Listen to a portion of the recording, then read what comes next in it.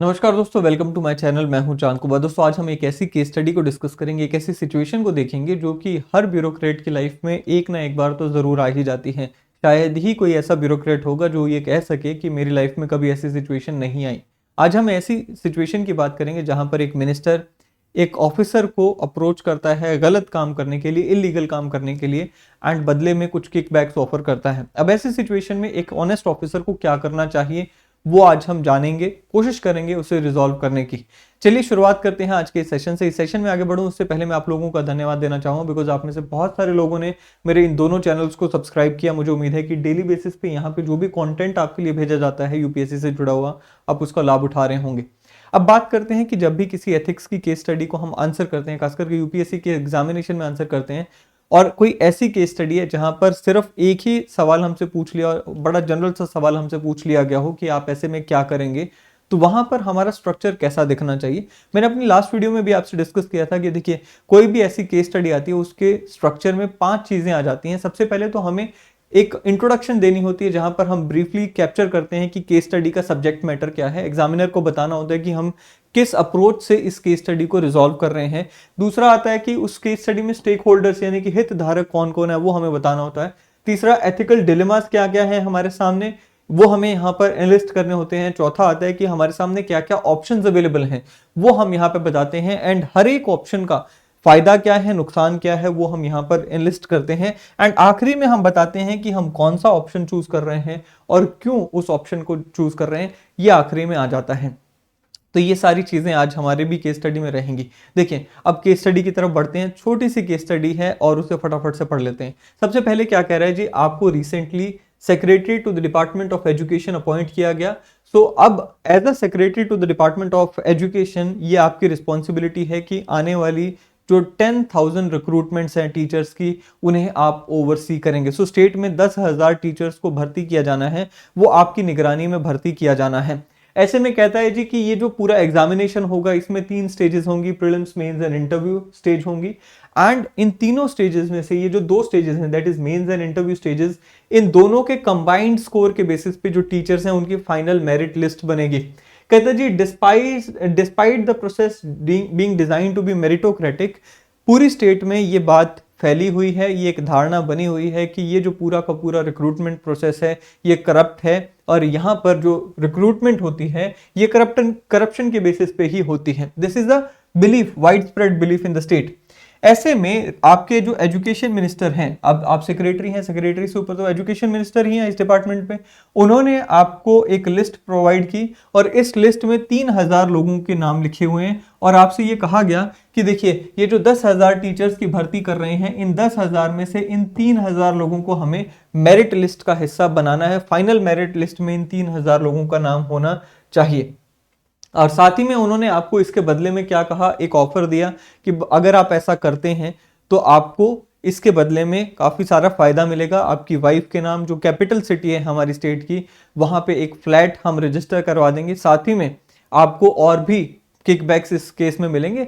सिर्फ आपको ये करना है कि इन 3,000 लोगों का नाम इंश्योर करना है कि फाइनल मेरिट लिस्ट में आ जाए। अब ये करने के लिए आपके जो एजुकेशन मिनिस्टर हैं वो आपको कह रहे हैं, बदले में आपको उन्होंने फायदा भी दिखा दिया, but you are an honest officer, आपकी कॉन्शियंस ऐसा करने के लिए आपको अलाउ नहीं करती है। अब ऐसे में क्वेश्चन ये आता है कि what are the possible solutions available to you and which option will you choose and why. So ये क्वेश्चन आपसे पूछा गया है। बताइए भाई, अब क्या क्या हमारे पास ऑप्शंस हैं, हम क्या ऑप्शन को चूज करेंगे। जो हिंदी में पढ़ना चाहें वीडियो को पॉज करके यहाँ पर उसका स्क्रीनशॉट लेके पढ़ सकते हैं। चलिए, सबसे पहले हमने क्या देखा था, हमारा जो ये जो सब्जेक्ट मैटर आता है उसमें हमने कहा था कि भाई briefly capture the subject matter of the case study.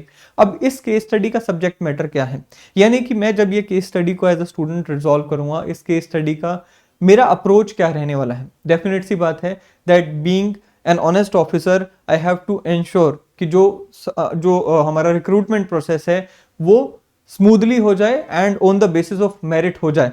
जो मिनिस्टर की तरफ से मुझे अप्रोच किया गया है to do the corruption task, वो मैं मिनिस्टर को कैसे रोक सकता हूं, उस पर मुझे ध्यान देना है। So this should be my approach, right. यहां पर अप्रोच जैसे आप लिखते हैं वहीं से आपका जो मार्क्स मिलने का सिलसिला है वो शुरू हो जाता है, बिकॉज वहीं से आपका माइंडसेट रिफ्लेक्ट हो जाता है, राइट। सो जब हम बात करते हैं कि भाई हमारी अप्रोच क्या होनी चाहिए, तो उसमें लिखा कि इन the given situation Either I can make a convenient choice of obeying the minister, or I can make a hard choice of not letting the minister succeed in his corrupt motives and make the matter or make the recruitment process meritocratic. तो ये वाली चीज अगर आप लिखते हैं तो यहां पर सारी चीज क्लियर हो जाती है कि भाई आपके पास क्या ऑप्शन है, आप क्या अप्रोच लेकर चल सकते हैं. सो इसे जरूरी नहीं है कि मैंने जो लाइन लिख दी यही आपको लिखनी है, आप इसे और बेहतर तरीके से लिखें.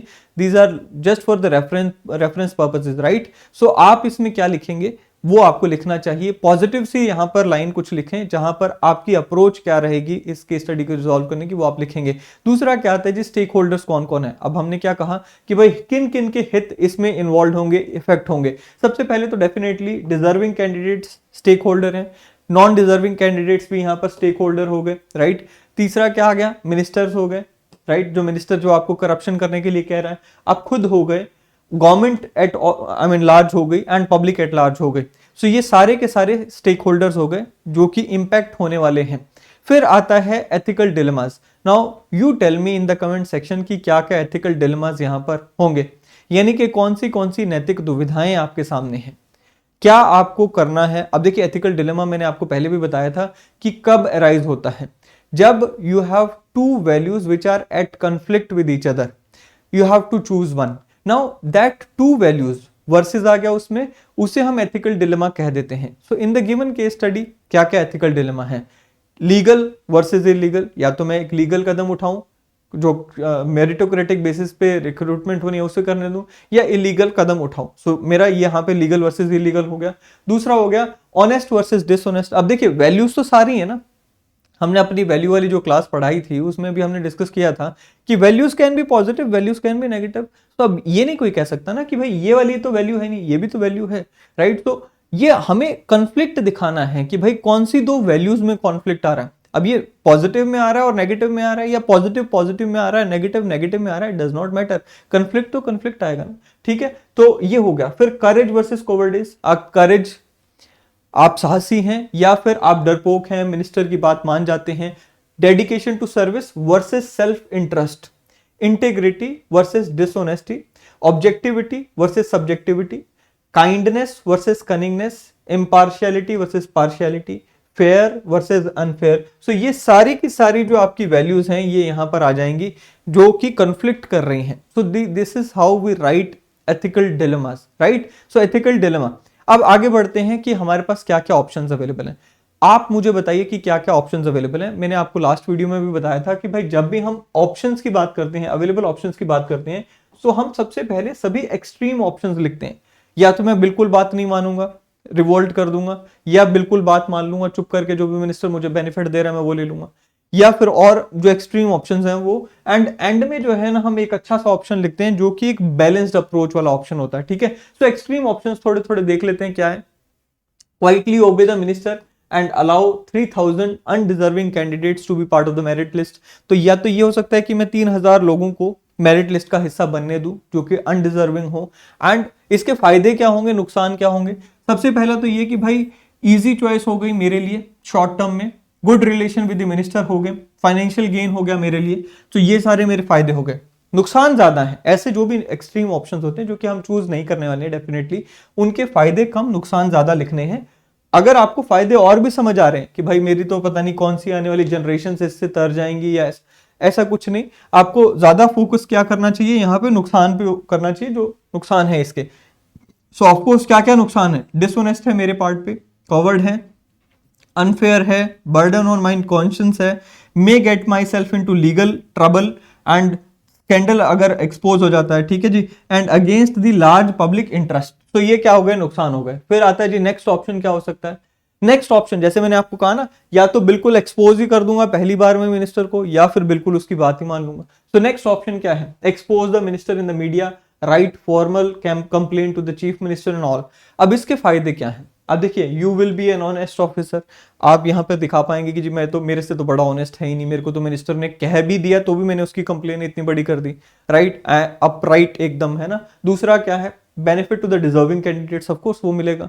तीसरा क्या है, might affect the career of the minister. एक करप्ट आदमी का करियर इंपैक्ट हो रहा है, पब्लिक सर्विस में वो रहने के लायक नहीं है, तो वो होगा ही होगा, ठीक है. अब इसके नुकसान क्या है. सबसे पहले तो ये क्या it in all probability I will be replaced and sent to department where there is not much work to do. मेरे लिए क्या नुकसान होगा कि भाई देखिए, इन ऑल प्रोबेबिलिटी मोस्टली ऐसा देखने को मिलता है कि जो ऐसा ब्यूरोक्रेट होता है जो कि डिसिप्लिन से बाहर जाकर काम कर रहा है, even for the right purpose, because right purpose को भी फुलफिल करने का देयर इज अ प्रोसीजर। आप out of the procedure, out of the way जाकर कोई भी ऐसा काम करते हैं तो वहां पर आपके खिलाफ भी एक्शन हो ही जाता है, डायरेक्टली ना हो इनडायरेक्टली हो जाता है कि आपको उठाकर ट्रांसफर कर देते हैं। तो ये चीज हो गया। दूसरा क्या है, रेकलेस है। ये वाला जो स्टेप है होगा ये रेकलेस होगा, बिकॉज सिचुएशन को आप फिर सीधा ब्लैक एंड व्हाइट के नजरिए से देख रहे हैं। There is a continuum approach जो कि हम पहले भी डिस्कस कर चुके हैं। आपको बीच में सोचना होगा, बैलेंस्ड अप्रोच लेनी होगी कि सांप भी मर जाए लाठी भी ना टूटे। तीसरा क्या है, might halt the complete recruitment process also. So अगर आप ऐसा कोई एलिगेशन लगा देते हैं एंड मिनिस्टर के ऊपर ही एलिगेशन लगा देते हैं, मैटर डेफिनेटली मीडिया में आएगा, उछलेगा, and it is very much possible कि पूरा का पूरा रिक्रूटमेंट प्रोसेस रुक जाए, जिससे फायदा किसी का भी नहीं है। ठीक है, सो ये हो गया। ऑप्शन नंबर 3 क्या है, आप अप्लाई कर सकते हैं ट्रांसफर के लिए एंड अपने ट्रांसफर से आई मीन डिपार्टमेंट से बाहर जाकर अपना ट्रांसफर ले सकते हैं, और जब तक ट्रांसफर नहीं मिलता तब तक आप छुट्टी पे चले जाओ। ये भी एक पॉसिबिलिटी है ना। इसका फायदा क्या होगा, अगेन वही कि मेरा जो रोल है वो इसमें नहीं आएगा, गलत काम में से मैं बच जाऊंगा, आई एम ऑनेस्ट ऑफिसर, ये हो जाएगा। बट देन इसके नुकसान भी है, right. So I am safe, no dishonesty, but then नुकसान क्या है, जो डिजर्विंग कैंडिडेट्स हैं उनके साथ तो फिर भी ठीक नहीं हुआ ना। आप चले गए, आपकी जगह कोई और आ जाएगा, वो आकर यहाँ पे कुछ गड़बड़ करते हैं, तो डिजर्विंग कैंडिडेट्स का कैसे फायदा हुआ, सिस्टम का कैसे फायदा हुआ ही नहीं। फिर कहता है जी won't help my conscience also, मेरी कॉन्शियंस को तो कोई हेल्प नहीं मिलेगी ना। मतलब मेरे मन में तो वो हमेशा से ये रह जाएगा, ठीक है मैंने गलत काम नहीं किया, बट मैंने सही काम भी नहीं किया, मैंने सही काम से मुंह चुराया। सो क्या होगा कि कॉन्शियंस पे तो बर्डन रह ही गया। फिर क्या है, एक डरपोक कार्य है, कोवर्ड एक्ट है। कहता जी if I were to remain silent I will be guilty of complicity, right. अब एल्बर्ट आइंस्टाइन ने भी ये कहा था कि अगर आप चुप रहते हो, गलत काम के खिलाफ आवाज नहीं उठाते हो, चुप रहकर उसका सहयोग करते हो, मिली भगत करते हो, तो भी आप मिली भगत के तो आई मीन चुप भी रहते हो तो भी आप मिली भगत के तो गुनहगार हो ही, राइट। सो ये चीज। अब हमें आखिरी में ऐसा ऑप्शन लिखना चाहिए जो कि हम एक्चुअल में लेने वाले हैं, एक बैलेंस्ड अप्रोच। देखिए जो भी इस तरह की सिचुएशंस आती हैं बड़ी कॉम्प्लेक्स सिचुएशंस होती हैं, एंड ये जो कॉम्प्लेक्स सिचुएशंस होती हैं इसमें कोई सिंगल ऑप्शन नहीं होता है कि बस ये कर दिया या वो कर दिया। It has to be a multi pronged approach, यानी कि आप कई सारे कदम इकट्ठे होकर उठाते हो, इन सीक्वेंस उठाते हो या सब्सिक्वेंटली उठाते हो, एंड उसके बेसिस पे आप इसका रिजल्ट लेकर आते हो। ठीक है जी। सबसे पहले क्या है, try to persuade the minister. अब देखिए हमने परसुएशन क्या होता है वो तो पढ़ रखा है ना। अब मिनिस्टर को परसुएड करने की कोशिश करेंगे not to indulge in such practice. Minister को डायरेक्टली या इनडायरेक्टली आप परसुएड करने की कोशिश करें कि सर ये प्रैक्टिस सही नहीं है। आप उसको बता सकते हो, कुछ एग्जांपल्स देख सकते हो, जैसे हमने पंजाब के केस में देखा था, वेस्ट बंगाल के केस में भी देखा कि मिनिस्टर्स जो हैं जो कि इस तरह की करप्ट प्रैक्टिसेस में गए उनका करियर खराब हो जाता है। आपने हरियाणा के केस में देखा कि एक फॉर्मर चीफ मिनिस्टर को भी जेल में रहकर आना पड़ा, राइट। क्यों, again for the same reason, वहां पे भी टीचर रिक्रूटमेंट स्कैम हुआ था, राइट। सो आप यहाँ पर उनको ये एग्जांपल्स के द्वारा दिखा सकते हो कि भाई देखो कितना यहाँ पे नुकसान हो सकता है, आपका करियर यहाँ पे खतरे में आ सकता है, right. At the same time आप यहाँ पर मीडिया आई मीन उनको मीडिया का बता सकते हो कि भाई किस तरह से मीडिया आजकल बहुत ज्यादा एक्टिव है, किस तरह से मीडिया लेट्स से और स्टेट्स में यहाँ पर जो है इस तरह के स्कैम पकड़ रहा है, गवर्नमेंट को किस तरह से खतरा हो सकता है।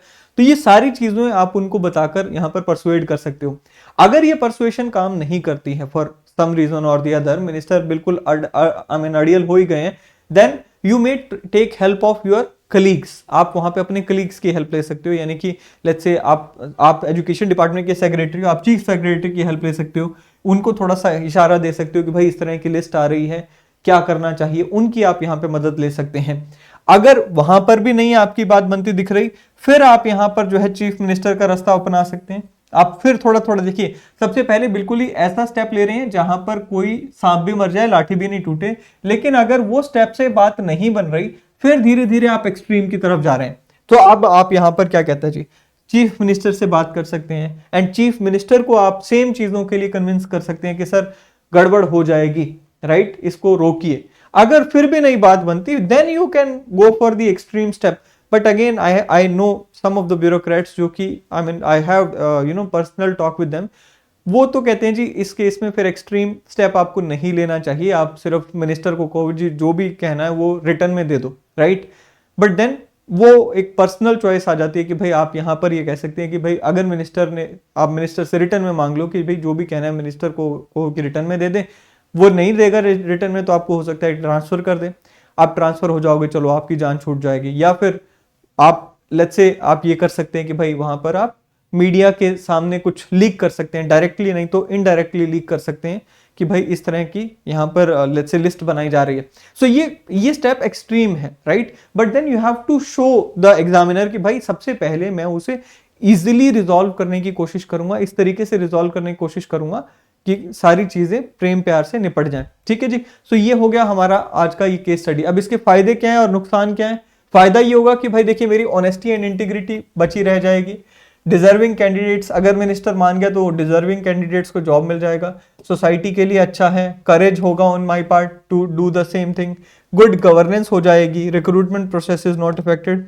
नुकसान क्या है? I might be transferred if this does not work out, right. So अगर मिनिस्टर को ये सारी चीजें नहीं पसंद आ रही, मुझे ट्रांसफर कर दिया जाएगा। बट देन यहां पर मैंने एक पॉजिटिव एफर्ट तो किया, कुछ उसे रोकने की कोशिश तो की, अगर उसके बाद ट्रांसफर होता है तो ठीक है, उसका तो कुछ किया नहीं जा सकता, राइट। सो ये सारी चीजें यहां पर हैं, ठीक है जी। सो ये थी हमारी आज की केस स्टडी। आप अगर मुझे केस स्टडी सजेस्ट करना चाहें, आप भी मुझे सजेस्ट कीजिएगा।